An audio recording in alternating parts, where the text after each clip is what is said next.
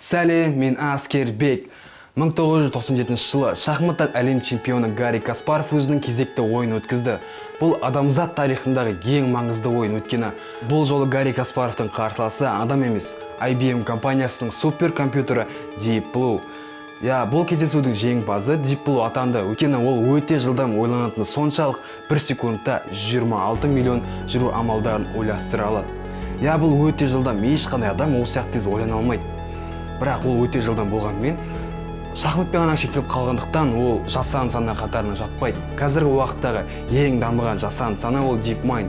Ол компьютер ойындарын адаммен бірдей деңгейде ойнай алады. Мысалға, барлығымызға таныс Arkanoid ойыны. Arkanoid ойынында платформаны оңға және солға жылжыта отырып, кубиктерді жарып, ұпай жинау керек. Олар осы ойында DeepMind-қа ойнатып көрді. Басында DeepMind ойын ережесін білмегендіктен жай ғана кубиктерді жарып, аз ғана ұпай жинап қана қойды. Бірақ 200 ойыннан соң оның ойнау дәрежесі кәсіпқой ойыншымен теңесті. Бірақ ең қызығы содан 4 сағаттан кейін басталды. Ол шарды кубиктердің ар жағындағы бос орындар кіргізсе, бірден көп кубиктерді жарып, тез ұпай жинап, тез ұтатынын түсінді. Келесі ойындарда ол осы тактиканы қолданып, ойындар тез аяқтайтын болды. Осыған куә болған Google компаниясы 2014 жылы DeepMind технологиясын $500 миллиард сатып алды. 2016 жылы DeepMind Go ойынның чемпионы Лейси Дольді ойсырата жеңді. Go ойыны шахматқа қарағанда әлде қайда күрделі және қиын. Ешқандай компьютер осыған дейін адамды жеңіп көрмеген. Тіпті Лейси Дольдің өзін адамды жеңе алмаған. Сондықтан да DeepMind технологиясы адамды жеңіп тұр. Сол кезде DeepMind жасанды саналардың қалай дамып келе жатқанын көрсетті.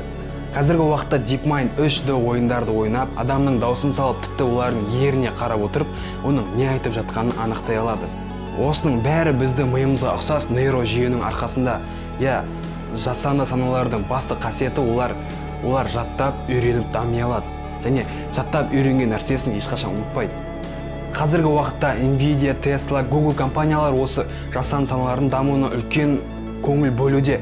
Соның ішінде ең қарқынды дамып келе жатқаны ол пилотсыз автомобиль, яғни жүргізушінің көмегінсіз жүретін машиналар. Бұрында адамдар шіркін деп армандайтын болса, олар қазір сатылымда. Адамдар машинаға мас күйінде отырады, шаршайды, ұйықтап қалып апатқа ұшырайды. Соның кесірінен миллиондаған адамдар көз жұмады. Ал егер машинаны жасанды сана басқарса, ол шаршамайды, жол ережесін бұзбайды. Сол кезде миллиондаған адамдардың өмірін сақтап қалуға болатын еді. Жасанды сана адамзатты, компьютер, электр тоғы сияқты біздің өмірімізді күрт өзгертіп жіберетініне менің күмәнім жоқ. Өйткені жасанды сана ол біздің миымыз сияқты үйреніп дами алады. Бірақ олардың біздің миымыздан бір артықшылығы ол жасанды. Яғни біз олардың көлемін, өлшемдерін өзгерте аламыз. Және біз оны әрі қарай дамытқымыз келсе, оның нейрожүйелерін үлкейте аламыз. Ал біздің миымызды біз өлшемін өзгерте алмаймыз. Егер біздің миымыздан артық жұмыс жасайтын нейрожүйелер жасалып шығарылса, онда адамзаттың көптеген проблемалары шешілер еді. Ғалымдардың айтуы бойынша адамның миы толық дамымаған. Сондықтан да сен өзіңді дамыт. Келесі видеоларды өткізіп алмас үшін подписаться деген сөздің қасында бір колокольчик қоңырау тұрады. Соны басып қой, сол кезде сен ең бірінші болып көресің.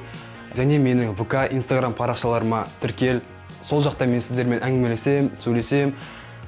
NLO-ның қауіпі жайлы видео каналда бар. Соны көр. Алда тағы қызықты видеолар болады. Менің қолым менде болса батыр. Сіздермен болғанмен Аскербек. Сау болыңыздар. Пока. Айтпақшы, маған кек жараса ма, әлде кек жараса ма, соны комментария жазып кетіңіздер.